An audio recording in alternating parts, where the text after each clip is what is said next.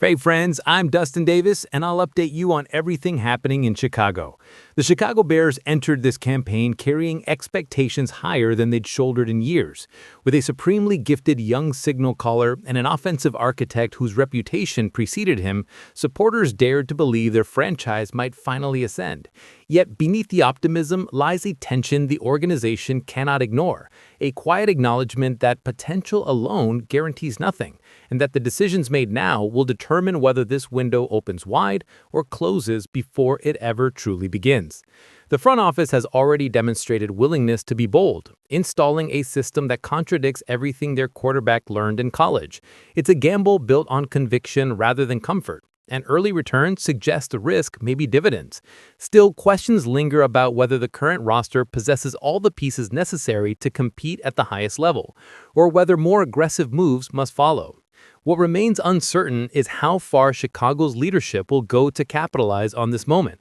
The answers will emerge not in words, but in actions, and the consequences of those choices will shape the franchise for years to come. That being said, let's check out everything that's happening in Chicago. Before we continue, may I ask for your support? If you like what we're sharing, just take a second to hit that like button. It really helps us. Thank you. Caleb Williams entered the professional ranks as a quarterback raised entirely within spread principles, option concepts, and hurry-up tempos. Throughout his college years at USC, he dropped back from under center precisely 7 times, 7 total attempts across his entire collegiate career. Even after joining the Bears in 2024 for his first professional season, Chicago positioned him under center for only 71 throws. Then, the franchise brought in Ben Johnson, a coordinator whose schemes revolve around under-center formations, robust rushing attacks, and elaborate play-action designs, and observers immediately questioned the compatibility. How could Williams possibly thrive in an offense so foreign to everything that defined his development? Every aspect of his background suggested this system would restrict rather than liberate him. Yet as weeks accumulated, the numbers started painting a completely different picture. On Monday, ESPN's Dan Orlovsky highlighted 2 specific data points revealing just how effectively Williams has adapted to Johnson's approach: the 3rd best QBR when utilizing play action, 80.0, and the 4th highest yardage total from under center alignments, 795. These statistics provide unmistakable evidence that Williams is absorbing the system with greater speed and greater proficiency than anyone projected. The results also illuminate something about Johnson. His mandate wasn't to reconstruct USC's offense around Caleb. Chicago hired him to deliver the instruction and framework the young quarterback never received during his initial professional year. Johnson's methodology contains no magic formulas. Play action represents the sport's most time-tested mechanism for developing quarterbacks. It simplifies decision-making. The fake draws defenders forward, expanding throwing lanes and creating cleaner release opportunities. Running plays from under center enhances the illusion's effectiveness. When opposing defenses must genuinely account for the ground attack, particularly with Chicago's productive rushing operation featuring DeAndre Swift and rookie Kyle Mernangi, linebackers freeze momentarily and openings materialize. For Williams, whose natural arm strength and field vision rank among the league's elite, additional space translates to significant advantage. Johnson is methodically engineering that space. Chicago's offensive attack has evolved into something increasingly unpredictable, particularly given Johnson's creative play designs, more challenging to diagnose pre-snap and considerably harder to neutralize. Meanwhile, Williams appears increasingly comfortable executing a system he theoretically should still be struggling to comprehend.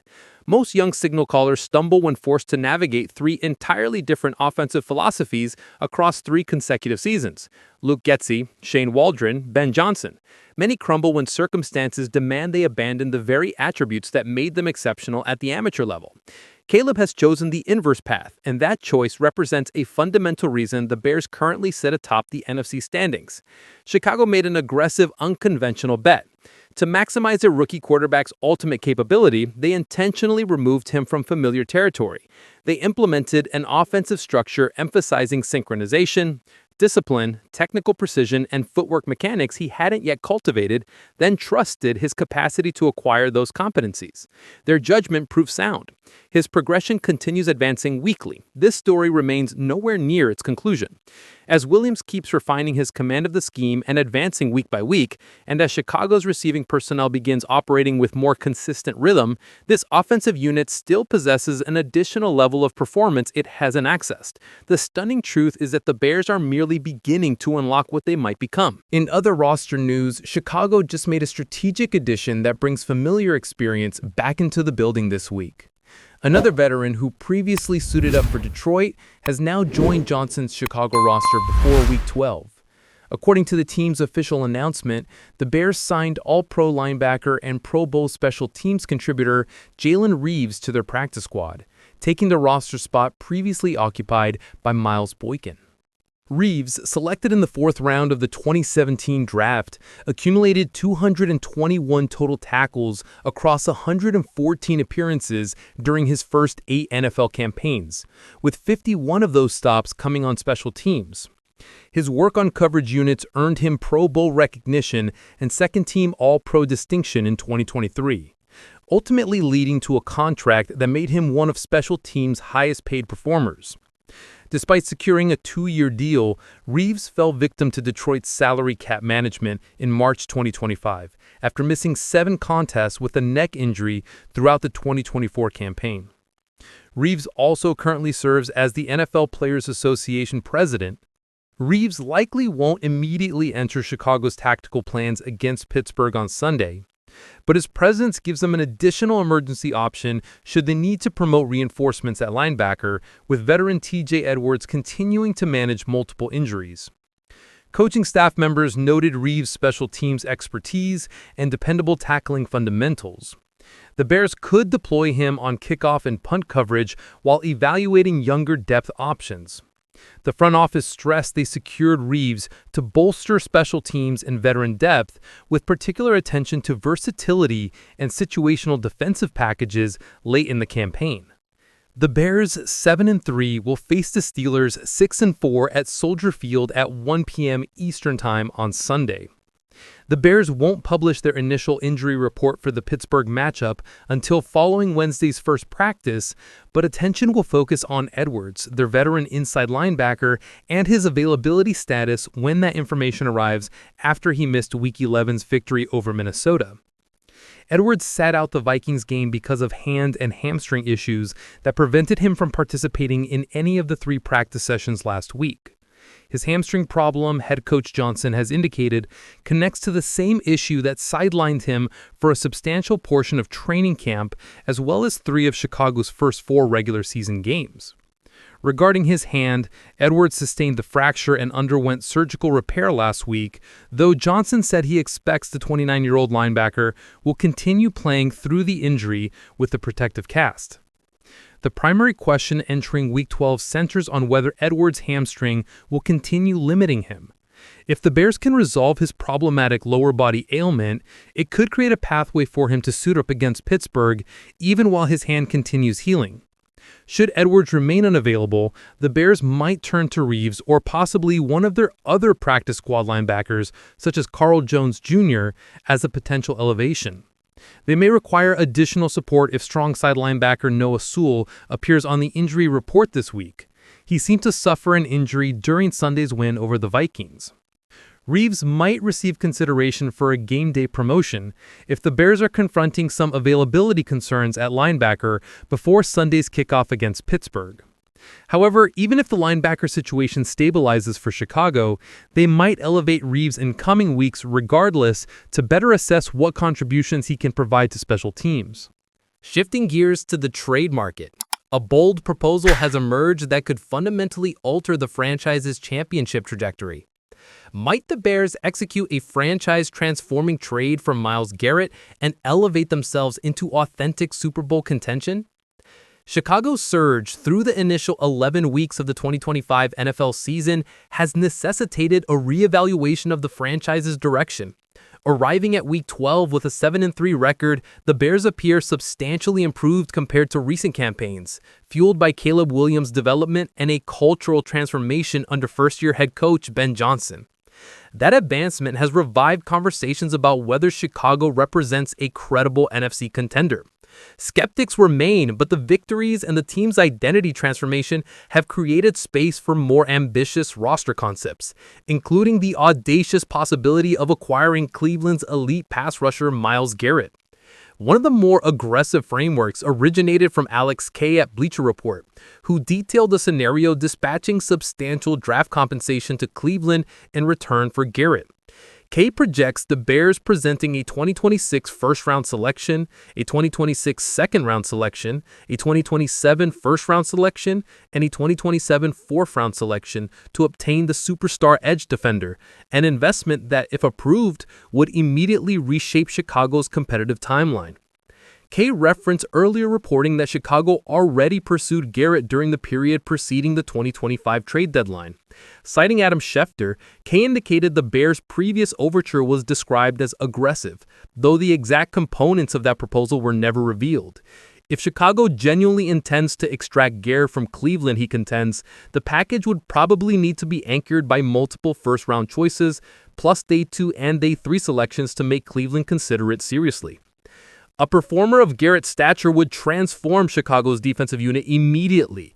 At 29 years old in 2025, Garrett has sustained a dominant presence. Through Week 12, he has participated in 10 contests, compiling 39 total tackles, 15 sacks, and the forced fumble. Those production levels explain why Garrett is universally considered one of the game's most disruptive defensive forces. The Bears' most urgent defensive requirement is reliable edge pressure. Montez Sweat has performed competently since his 2023 acquisition, but depth contributors such as Dayo Odeyingbo have failed to produce consistently, and Austin Booker remains a work in progress. Garrett's arrival would not only generate additional quarterback pressure, but would also raise the entire front seven's performance, particularly supporting a secondary that already demonstrates promise. Kay's mock transaction reads straightforwardly: Bears receive edge Myles Garrett, Browns receive 2026 first-round pick, 2026 second-round pick, 2027 first-round pick, and 2027 fourth-round pick. Garrett will be approaching 30 by the beginning of the 2026 season, but continues performing at peak capacity. Through 2025, he has compiled 117.5 career sacks and has registered 7 consecutive seasons with double-digit quarterback takedowns. As of Week 12, he was leading the league with 15 sacks across 10 games. The practical obstacles to any Garrett transaction are considerable. His contract history includes a 5-year, $125 million extension in 2020 and a 4-year, $160 million extension executed in March 2025. That more recent agreement binds him to Cleveland through 2030, compensates him approximately $40 million annually, and carried roughly $88.8 million fully guaranteed at execution, with more than $120 million in overall guarantees. Those figures complicate transaction mechanics. The extension's architecture, with prorated signing bonuses and substantial guarantees, would probably leave Cleveland confronting sizable dead cap repercussions to move him. Additionally, the contract includes a no-trade provision, meaning Garrett would need to authorize any destination. For a transaction to occur, multiple conditions must converge. Garrett would need to desire a fresh beginning, Cleveland would need to be willing to accept a substantial package, and the Bears would have to be ready to sacrifice portions of their future. Some analysts suggest Garrett might prefer a new situation if he concludes Cleveland's ownership and front office cannot reliably generate championship possibilities. Adam Schefter reported the Bears inquired about Garrett before the 2025 deadline and were declined. Nevertheless, Chicago's upward momentum under Johnson and the evolution of Williams could make the proposition more attractive in future offseasons. If the front office determines the team's competitive window is opening and is prepared to invest premium resources, those discussions could emerge again. If the Bears plan to pursue the most ambitious target in 2026, Garrett is arguably the boldest option available. Would you pull the trigger on this massive trade package for Myles Garrett? Is surrendering 2 first-round picks plus additional capital worth it for a 29-year-old pass rusher, even one as dominant as Garrett? Or should the Bears build through the draft and save those precious assets? Sound off in the comments with your verdict. Are you team trade or team keep the picks? Don't forget, like and subscribe to join our fan base and stay up to date. Let's grow stronger with Bears. Until next time.